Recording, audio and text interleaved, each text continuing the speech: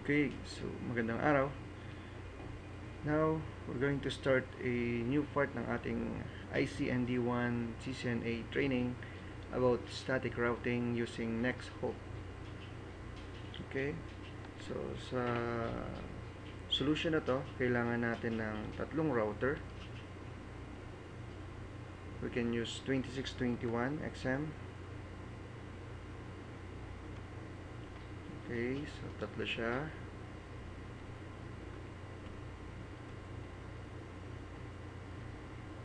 The next, dalawang switch. Pwede tayong gumamit ng 2950T.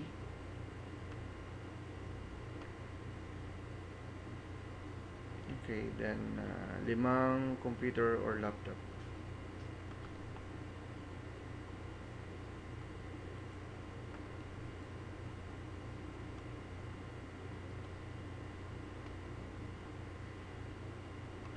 Okay, so almost finished. Then after this, kailangan nating mag-define ng connection para sa ating network. So from laptop 0, pwede natin siyang lagyan ng straight cable connection going dun sa ating switch to pass Ethernet 0/1 port. Ganun din yung ating PC6, another straight cable from pass Ethernet going to pass Ethernet 0/2 ng ating switch 2. Then of course, connection from outer routers 3 going to switch 2, same as straight cable. So pwede tayong mag-move para define natin na mas maayos, like gigabit Ethernet 1/1 going to ating pass Ethernet 0/0. Okay, so from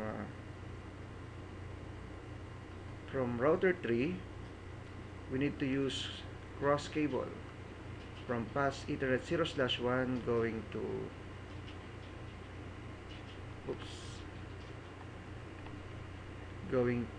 router 4 pala, 0/0.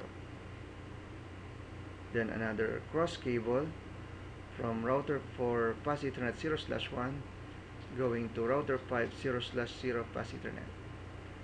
Then again, another straight cable from pass Ethernet 0/1 ng ating router 5 going to switch 3 gigabit Ethernet 1/1. Okay, so almost finished.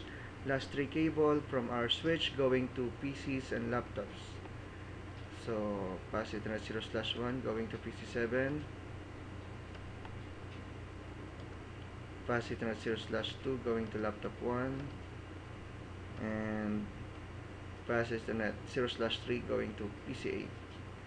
Okay, so halos kompleto na.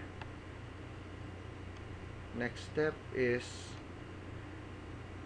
kailangan nating mag-provide ng network settings, not actually settings but the numbers or IP addresses para sa network na to. So kailanganin po natin ng 1, 2, 3, 4 networks. Okay, so meron na tayong ready configuration. Kailangan na lang po natin siyang i-define sa mga network na to. So first is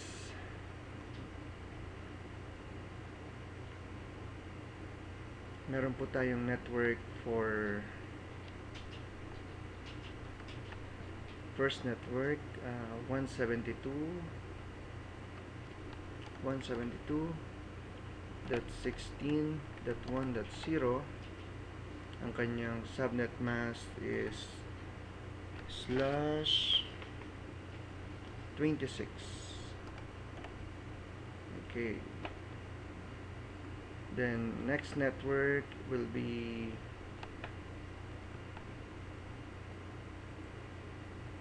.172.16.1.64. So ito po will be /30.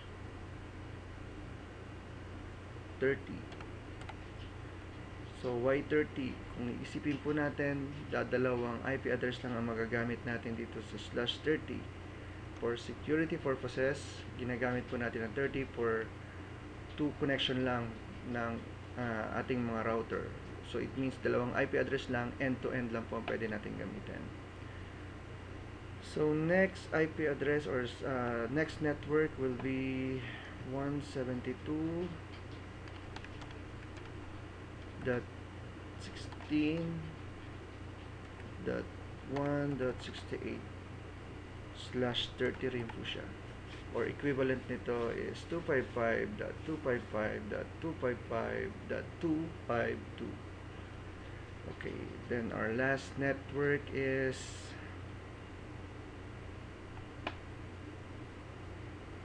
172.16.1.72.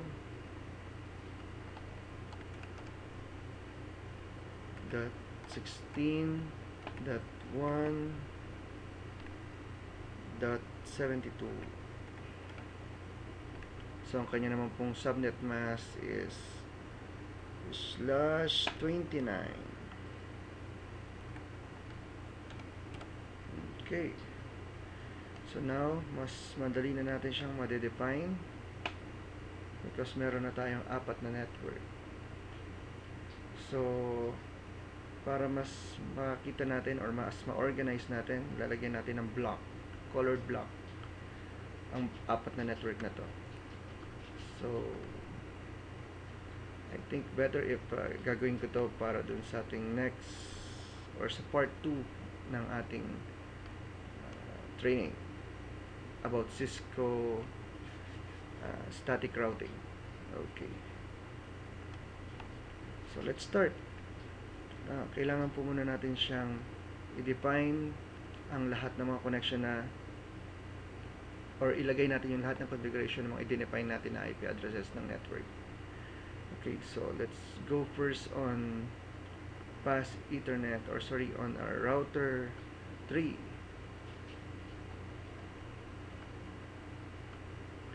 Okay, so let's start. Enable, configure terminal.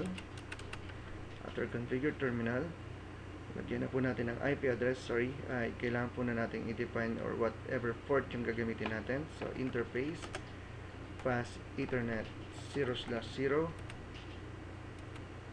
Next is yung ating IP address. IP address ng ating port will be the lowest or yung pinakaunang IP address na pwede natin gamitin sa network, 172.16.1.1. Of course, ang /26 subnet mask equivalent to 255.255.192. Okay. So, ang ating dinidefine po ngayon na IP address is ang IP address ng terminal na to, F/0 0/0, sorry. Okay, ng ating router 3. Then, enter. Next step is no shutdown. Okay. Then, let's end. Write po muna natin to save our configuration. And let's just minimize. We go to the next router. Ang ating pong router 4. Okay. So, sa ating router 4, meron po tayong magiging, oops, I think meron po tayong isang nakalimutan. Let's go back sa ating router 3. Yung isa pa nga po palang port. Yung ating pang isa pang interface na tinatawag na FA or PAS Ethernet 0/1. So, config T or configure terminal. Interface FA or PAS Ethernet 0/1. Then sa PAS Ethernet 0/1, ito po ang kanyang network. So, kailangan natin i-define yan. Then of course, yung pinaka lowest pa rin because we're starting on left side. 172 or sorry, IP add 172.16.1.64/30 is equivalent to 255.255.255.252. Then enter. Oops.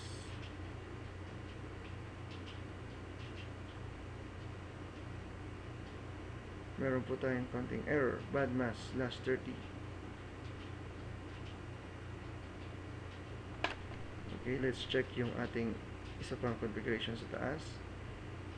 192. Okay. So, mali po yung IP address na ginamit natin. Kailangan po natin taasan ito dahil yung pong network ang ginamit ko. So, we're going to use 65. Then enter. Okay. No shot.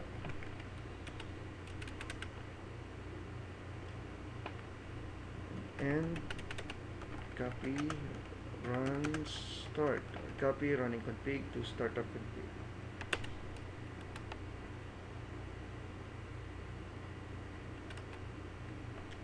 Okay, so let's move from another router. The router for okay, let's just press no. Enable config terminal interface. So, ang first configuration na gagawin natin is about this interface. FA0/0 ng ating router 4. So, FA0/0 IP address 172.1.66 because ginamit na natin yung 65. Subnet mask niya is /30 equivalent to 255.255.255.252. Enter. No shot to enable yung ating interface. Okay, then let's move from another port or another fast Ethernet port, yung FA0/1. Enter. Then define na natin ang IP address. IP add 172.16.1.69. Okay, para naman po ito dito sa ating fast Ethernet 0/1 sa kabilang side ng ating router 4. Yung kanyang subnet mask is /30 rin, so equivalent to 255.255.255.252. Okay, enter. No shot to enable the port. Then next is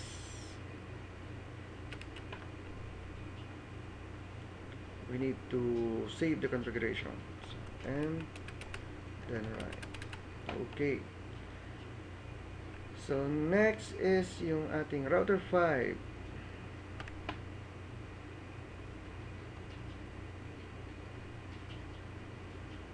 Okay, ang ating router 5. Enable config terminal. Then ang first configuration na gagawin natin is router 5 FA0/0 port. Ito po yan. So interface FA0/0. Then ang kanyang IP address is 172.16.1.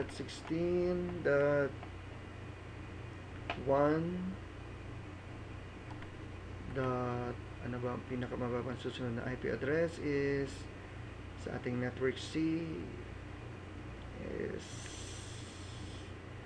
70. Okay, so ang kanyang subnet mask is /30 rin, equivalent to 255.255.255.252. Enter. No shot to enable the port. Then end. Then save the configuration. Okay, so sorry, hindi pa pala tayo tapos. Meron pang isang port na hindi pa na-define, yung ating interface FA0/1. Okay, so sa kabilang side ng ating router, ito po yan naman ang ating i-define. So, ang kanyang interface IP address will be 172.16.1.73. Okay, so subnet mask is slash 29, so equivalent to 255.255.255.248. Okay, enter. No shutdown to enable the port, and of course again we need to write it to save our configuration. Okay, let's check. So kung makikita nyo sa screen, almost all connection is on green. So it means buo na po ang ating network. So let's just wait from one port here sa ating switch na pass Ethernet 0/1 router 5 going to switch. Okay, now it's green also. So let's just define the name of this network. It will be static routing using NextHop. Okay, so see you po sa part 2 ng video na to for the actual static routing configuration.